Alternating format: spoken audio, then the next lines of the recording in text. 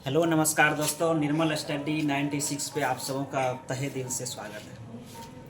कैसे हैं आप लोग? उम्मीद करते हैं अच्छे होंगे। आज यह मैं एक फिर नया वीडियो अपलोड कर रहे हैं। मैप क्लास जो है हम स्टार्ट किए हैं, मैप सीरीज। जो मैप हम बोर्ड पे मैप पूरा वर्ल्ड का शेयर करेंगे, पूरा वर्ल्ड बिना वीज़ा का घुमाएंगे आप लोगों को। तो आइए, उससे पहले हम देखते हैं।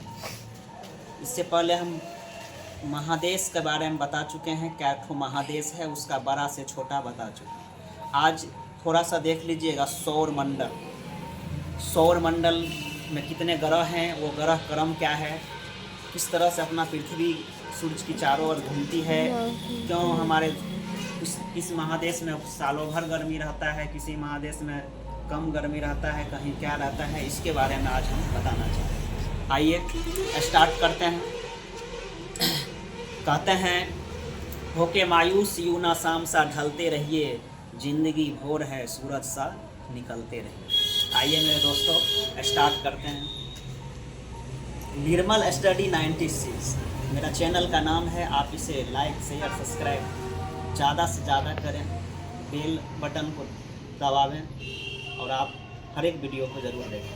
आइए, कहते हैं सौरमंडल। सौरमंडल ये ब्रह्मांड में जो है कई ग्रह हैं, कई उपग्रह हैं, वो छोटे छोटे उल्का पिंड है। तो उसमें जो है सौरमंडल का मुखिया कहा जाता है सूर्य को। सौरमंडल का मुखिया सूर्य को। तो सूर्य के बारे में देखेंगे यहाँ पे। जैसे ये सूर्य हुआ, सौरमंडल का मुखिया सूर्य है। इसके चारों ओर ग्रह चक्कर लगाते हैं। इसके चारों ओर ग्रह चक्कर लगाते हैं। जैसे सूर्य के बगल में कौन सा ग्रह है, तो बुध, इसके चारों ओर चक्कर लगाते हैं। उसके बाद है बुध, के बाद शुक्र,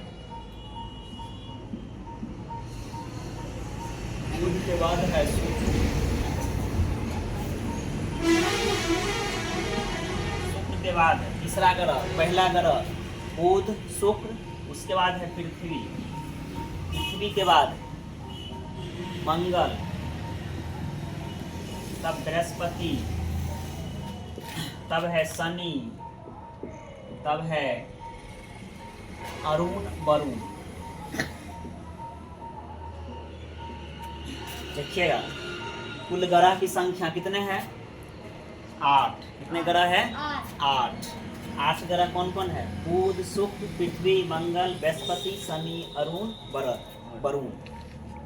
4 गो है पार्थिव ग्रह, जो सूरज के जो नज़दीक है उसे कहते हैं पार्थिव ग्रह। आंतरिक ग्रह कौन कौन है? बुध शुक्र पृथ्वी मंगल। अब 4 गो बाह्य ग्रह कहते हैं बृहस्पति शनि अरुण वरुण।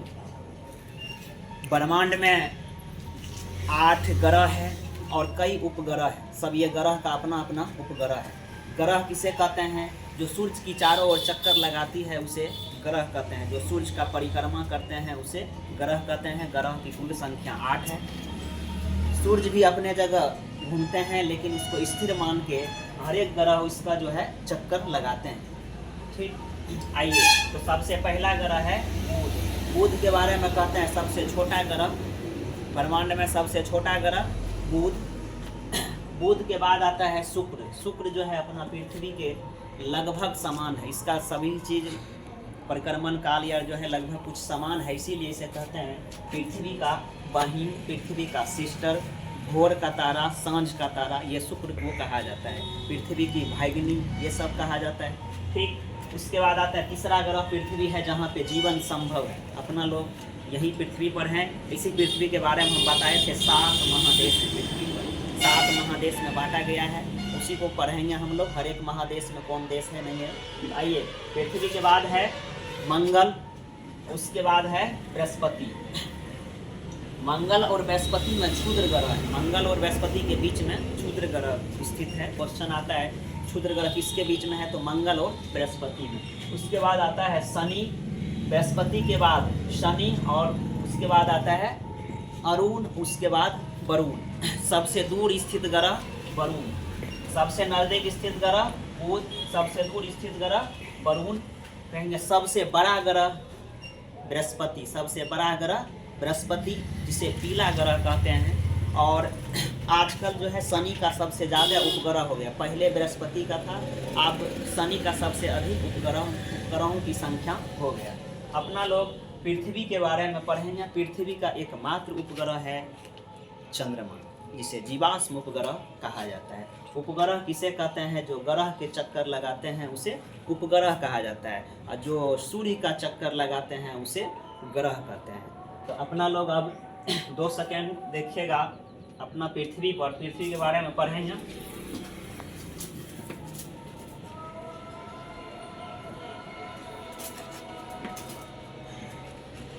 जैसे कि पृथ्वी का एक, इसे कहते हैं ग्लोब।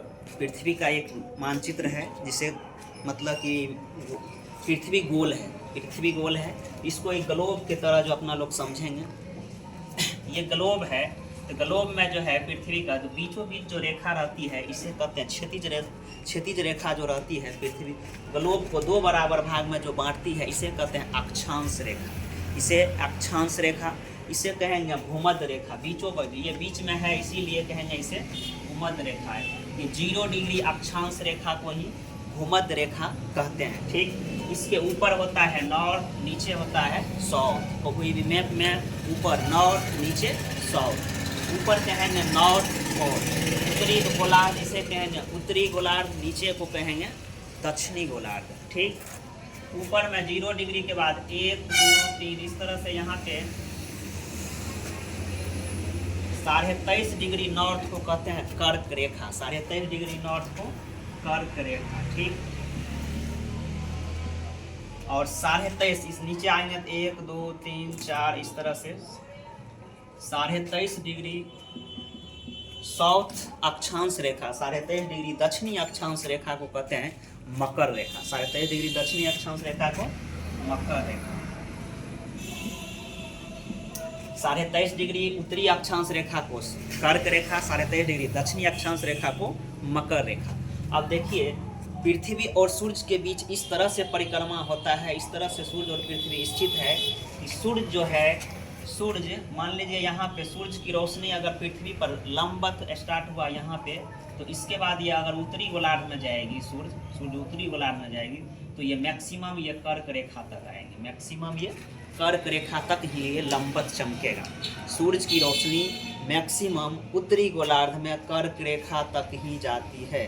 सूर्य और पृथ्वी के बीच में इस तरह से परिक्रमा जो घूमते हैं, उसके अनुसार ये कर्क रेखा तक ही ये सूर्य का रोशनी लंबवत चमकती है।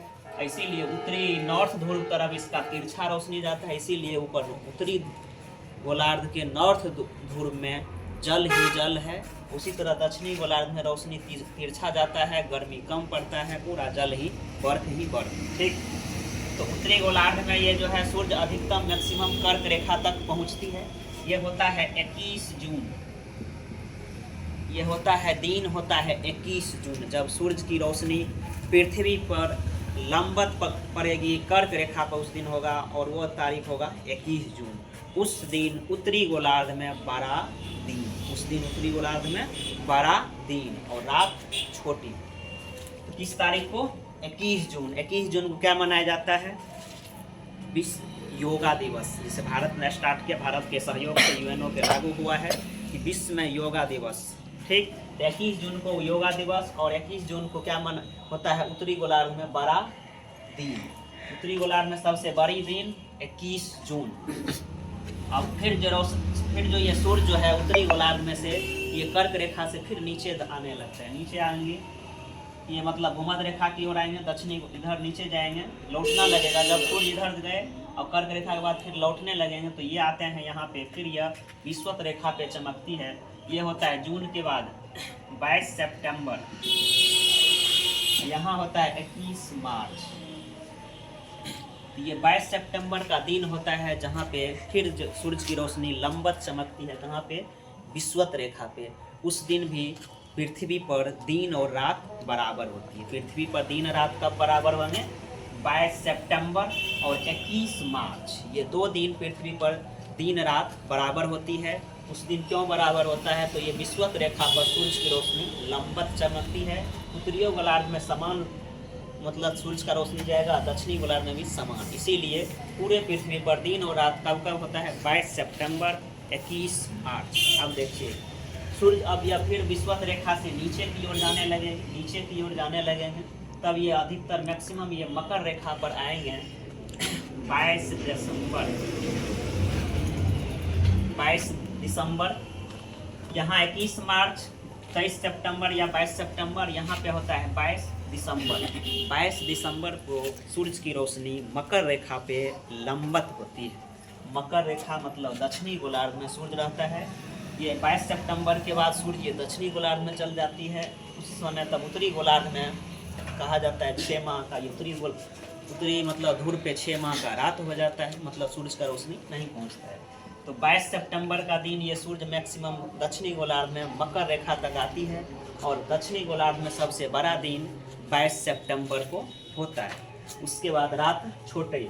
अब फिर यह सूरज की रोशनी, सूर्य फिर लौटने लगते हैं विषुवत रेखा की ओर। ये विषुवत रेखा पर फिर आते हैं तो कब वह दिन होता है? 21 मार्च।